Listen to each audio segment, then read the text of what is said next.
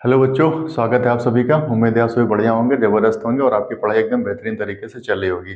बच्चों, मेरा नाम हरीश है और मेरे यूट्यूब चैनल का नाम तो आपको पता चल गया होगा। जी हाँ, HC एजुकेशन।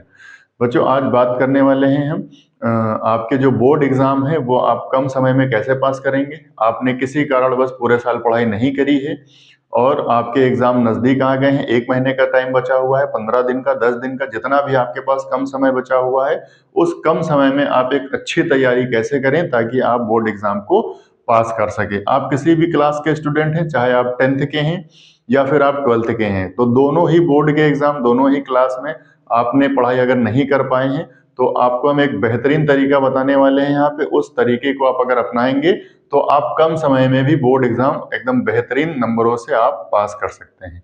जी हाँ, यहाँ पर हम आपको बताने वाले हैं, आपके पास अगर 10 दिन का समय है, 15 दिन का समय है, 20 दिन का समय है या फिर 1 महीने का समय है, आपने किसी भी कारणवश कोई भी पढ़ाई नहीं करी हुई है, आपने बुक तक अभी खोल के नहीं देखा है, तो ये जो तरीका मैं आपको यहाँ बताने वाला हूँ, उस तरीके से आप बोर्ड एग्जाम को बेहतरीन या फिर अच्छे नंबरों से पास कर सकते हैं। ठीक है, तो कुछ मैंने यहाँ पे पॉइंट लिखे हुए हैं, मैं उन पॉइंट पे आपको समझाऊंगा और वो तरीका अगर आप फॉलो कर लेते हैं आने वाले 10-15 दिन, 1 महीना, तो आप एक बेहतरीन नंबरों से अपने बोर्ड एग्जाम को पास कर लेंगे। चाहे आप 12th का बोर्ड देने जा रहे हो या फिर 10th का, 10वीं के भी छात्र देख लें और आपके 12वीं के भी। ठीक है, तो यहाँ पे हम बताने वाले हैं कि कम समय में आप अपना बोर्ड एग्जाम कैसे पास करेंगे। तो यहाँ पर हम कुछ टॉपिक्स लेके आए हैं, इन टॉपिकों को हम आपको बताएंगे और आप अच्छे से इन टॉपिकों को समझिए और उसका इम्प्लीमेंट करिए। इम्प्लीमेंट करेंगे, आपको 10-15 दिन, 1 महीने के अंदर ही आपको वो सारा सिलेबस कवर अप हो जाएगा और आप बेहतरीन नंबरों से बोर्ड एग्जाम में पास हो जाएंगे। ठीक है, तो यहाँ पे देखिए, जो हमने पहला पॉइंट लिखा हुआ है, यहाँ पे लिखा हुआ है पेपर पैटर्न को समझिए। जो पहले नंबर पे आपको समझना है वो पेपर पैटर्न को समझना है। आप मान लीजिए हिंदी का पेपर देने जा रहे हैं, आपका पहला पेपर जो होगा वो हिंदी का होगा।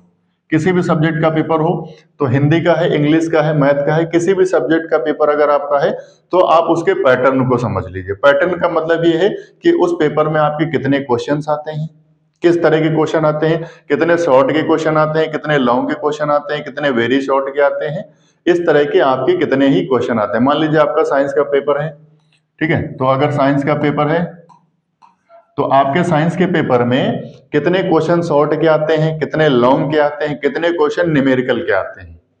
ठीक है, ये होता है पेपर को, पैटर्न को समझना। अगर आप अच्छे से पेपर के पैटर्न को समझ लेंगे तो आपको तैयारी करने में बहुत आसानी होगी। मान लीजिए आपके क्वेश्चन 2 न्यूमेरिकल आते हैं आपके पेपर में, हाई स्कूल के बोर्ड एग्जाम में 2 या फिर 3 न्यूमेरिकल आएंगे और आप क्या कर रहे हैं, पूरा दिन न्यूमेरिकल ही लगाए जा रहे हैं, पूरा दिन न्यूमेरिकल, पूरा दिन न्यूमेरिकल, तो इस तरह से आपका टाइम लॉस हो रहा है, समय तो आपका बेकार हो रहा है। और आपके पेपर में सिर्फ 2 ही न्यूमेरिकल आने वाले हैं और 15-20 क्वेश्चन तो आपके थ्योरी वाले आने हैं, शॉर्ट के क्वेश्चन आने हैं, एमसीक्यू पैटर्न पे आने हैं। तो सबसे पहले आप जिस भी पेपर की तैयारी करना शुरू करें, उसमें आपको क्या करना है, पेपर के पैटर्न को बिल्कुल ही पहले समझ लेना है।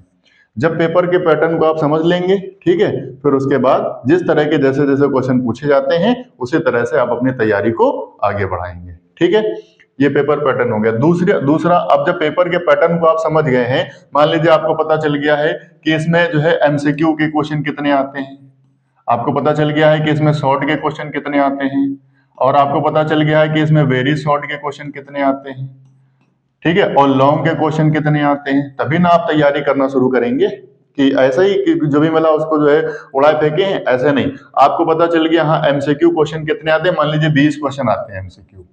अब 20 क्वेश्चन एमसीक्यू है, एमसीक्यू को आप कम समय में ज्यादा क्वेश्चन पढ़ सकते हैं, बिल्कुल राइट है ये। मान लीजिए आपके पास आधे घंटे का टाइम है तो आप आधे घंटे में 50-100 क्वेश्चन भी एमसीक्यू पढ़ सकते हैं और आधे घंटे में आप 2 न्यूमेरिकल लगा सकते हैं या 2 लॉन्ग के क्वेश्चन पढ़ सकते हैं। तो हम क्या करेंगे, सबसे पहले क्या करेंगे, पेपर को पैटर्न समझने के बाद में सबसे पहले हम क्या करेंगे, एमसीक्यू जो क्वेश्चन होते हैं जिसके 4 ऑप्शन आपके होते हैं, तो जिस क्वेश्चन में 4 ऑप्शन होते हैं, इस तरह के आपके एग्जाम में जो क्वेश्चन आते हैं उनको पहले याद करना शुरू करेंगे, उनको पढ़ना शुरू करेंगे। ठीक है, तो जो आपको पहले पेपर पैटर्न के समझने के बाद में आपको जो सबसे पहले पढ़ना है यहाँ पे, तो आपको क्या पढ़ना है, सबसे ज्यादा जो आपको टाइम स्पेंड करना है वो एमसीक्यू बेस्ड क्वेश्चन पे ही लगाना है। ठीक है, क्लियर है। एमसीक्यू क्वेश्चन आपको क्या होता है, कम समय में आप ज्यादा क्वेश्चन पढ़ सकते हैं और ज्यादा क्वेश्चन याद होने की संभावना भी होती है और वो पेपर में आने की संभावना होती है, ताकि वहां पे आपका क्वेश्चन गलत ना हो। क्योंकि 20-25 क्वेश्चन आने हैं आपको, मान लीजिए जो हाई स्कूल के बच्चे हैं उनके 20 क्वेश्चन आएंगे, एमसीक्यू बेस्ड 20 क्वेश्चन आएंगे। आपका 70 नंबर का पेपर होता है, तो 70 में से आपके 20 क्वेश्चन तो एमसीक्यू के हो जाएंगे, ये लीजिए। फिर शॉर्ट के आएंगे, वेरी शॉर्ट के आएंगे, फिर लॉन्ग के आएंगे। तो सबसे पहले आपका जो क्वेश्चन है वो है एमसीक्यू बेस्ड क्वेश्चन, उस पर ध्यान देना है, क्लियर है। इसके बाद हम क्या करेंगे, एमसीक्यू के बाद कहां पे आएंगे, नंबर 3 पे आते हैं, शॉर्ट क्वेश्चन पे। एमसीक्यू क्वेश्चन पढ़ने के बाद में फिर हम क्या करेंगे, शॉर्ट क्वेश्चन पे जाएंगे। शॉर्ट क्वेश्चन मतलब जो 1 लाइन के, 2 लाइन के, 3 लाइन के आंसर लिखने होते हैं, ठीक है। कम समय में आप ज्यादा क्वेश्चन देख सकते हैं। तो एमसीक्यू के बाद आपको कहाँ आना है, शॉर्ट क्वेश्चन पे आना है। शॉर्ट क्वेश्चन के बाद फिर हम क्या करेंगे, जब आपके शॉर्ट क्वेश्चन हो जाएंगे, फिर नंबर 4 जो मोस्ट इंपॉर्टेंट चीज है, ये इंपॉर्टेंट चीज सबसे इंपॉर्टेंट क्या होता है, previous paper, previous year paper को हल करना। अब मान लीजिए आप मैथ का पेपर देने जा रहे हैं, अब आपको पता ही नहीं कि क्वेश्चन किस तरह पूछता है एग्जामिनर, तो आप क्या करेंगे, पीछे के जो 2 साल के पेपर हैं, 2-4 पेपर आप निकाल लेंगे, गेस पेपर खरीदेंगे, सॉल्व अनसॉल्व खरीदेंगे। प्रीवियस पेपर को आपको वहां पे बैठ के क्या करना है, सॉल्व कर लेना है। जब आप प्रीवियस पेपर आप सॉल्व कर लेंगे तो आपको एक वहां से बेहतरीन कंटेंट मिलेगा और आपको पता चल जाएगा कि वहां से क्वेश्चन एग्जामिनर कैसा पूछ रहा है, कितने क्वेश्चन वहां पे शॉर्ट के आ रहे हैं, कितने लॉन्ग के आ रहे हैं और किस टॉपिक से कितने क्वेश्चन निकल के आ रहे हैं। तो जब आपको पता चलेगा, मान लीजिए आपने हर सब्जेक्ट के, साइंस का पेपर था, साइंस के पेपर में आपने 3 पेपर सॉल्व किए। अब 3 पेपर जब आपने सॉल्व कर लिए तो तीनों पेपर में आपको पता चलेगा हाँ कि जो है अम्ल क्षार लवण से क्वेश्चन पूछे जा रहे हैं तीनों पेपर में, तो आपको मिल जाएगा। मान लीजिए यकृत पूछा जा रहा है, उत्सर्जी अंग पूछा जा रहा है, तो इस तरह आपको क्या पता चलेगा, जब आप प्रीवियस पेपर सॉल्व करेंगे तो आपको वहां से इंपॉर्टेंट क्वेश्चन निकल के आएंगे। क्या निकल के आएगा, अगला आगे वाला स्टेप आ जाएगा, वहां से ये आएगा कि आपको इंपॉर्टेंट क्वेश्चन और टॉपिक समझ में आ जाएंगे कि हाँ हमें ये वाले इंपॉर्टेंट क्वेश्चन और ये वाले टॉपिक्स को ज्यादा पढ़ना है, ये लगातार पेपर में पूछे जाते हैं।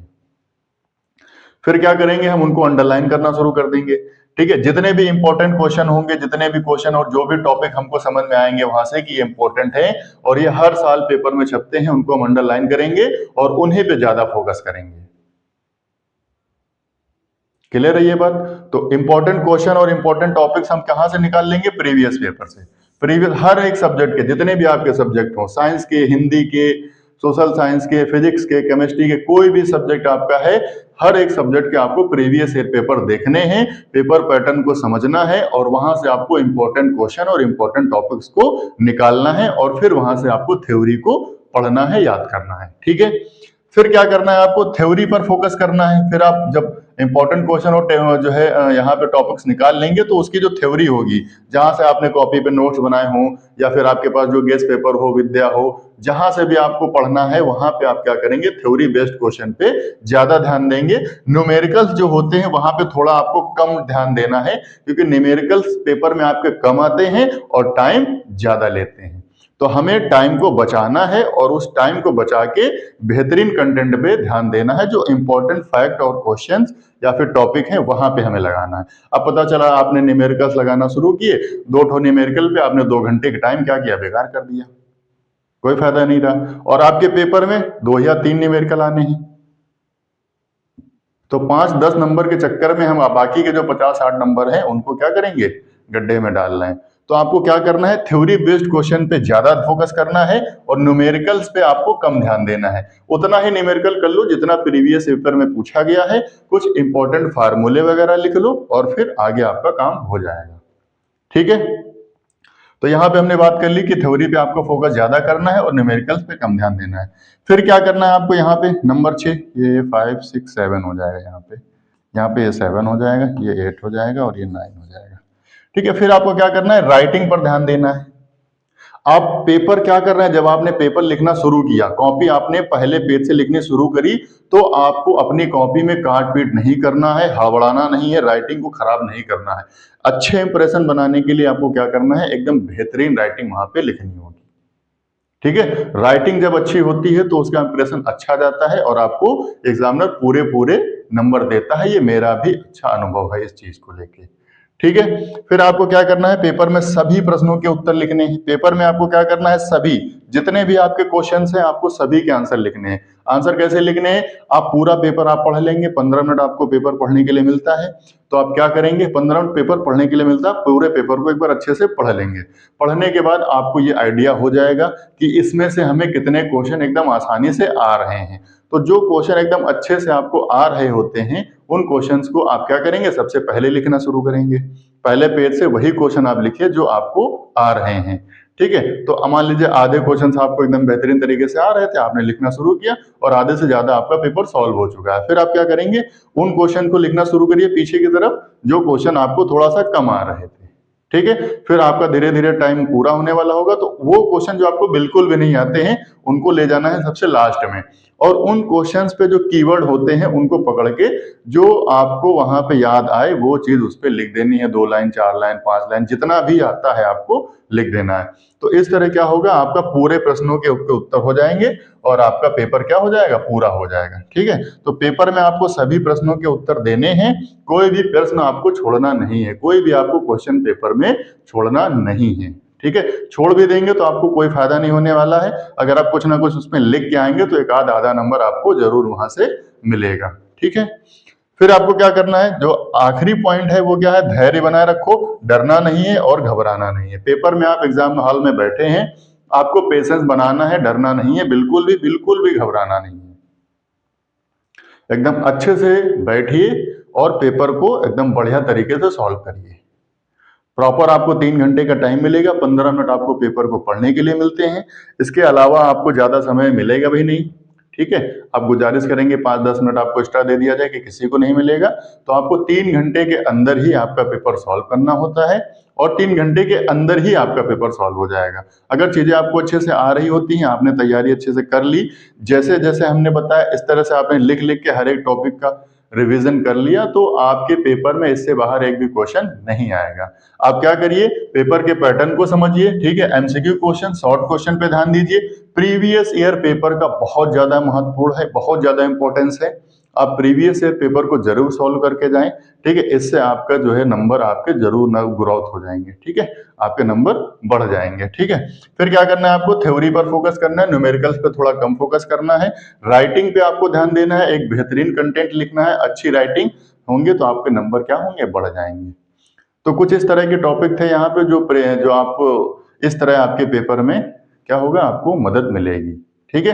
अब जितने भी आपके समय बचा हुआ है, 1 हफ्ता, 10 दिन, 20 दिन, 1 महीना, जो लोग भी ये वीडियो देख रहे हैं इन सब चीजों को फॉलो करें, इन सब टॉपिक को फॉलो करें, आपको कहीं ना कहीं से बिल्कुल भी मदद मिलेगी, ठीक है। तो उम्मीद है आप सभी को ये वीडियो अच्छा लगा होगा। कैसा लगा नीचे कमेंट करो और अपने दोस्तों को शेयर करो, लाइक करो और चैनल को सब्सक्राइब कर दो, ठीक है। मिलेंगे अगली वीडियो में, आपको लगातार इसी तरह की वीडियो मिलती रहेंगी। आपके जो बोर्ड के एग्जाम, जो आपके इंपॉर्टेंस टॉपिक और जो आपकी जानकारी संबंधित होते हैं वो सारी चीजें मिलती रहेंगी, और मैथ साइंस का सोल्यूशन आपको लगातार मिल ही रहा है, ठीक है। लगातार और भी चीजें हमसे आपको मिलती रहेंगी, लगातार जुड़े रहिए, ठीक है। तो मिलते हैं अगली वीडियो में, बहुत बहुत धन्यवाद, जय हिंद।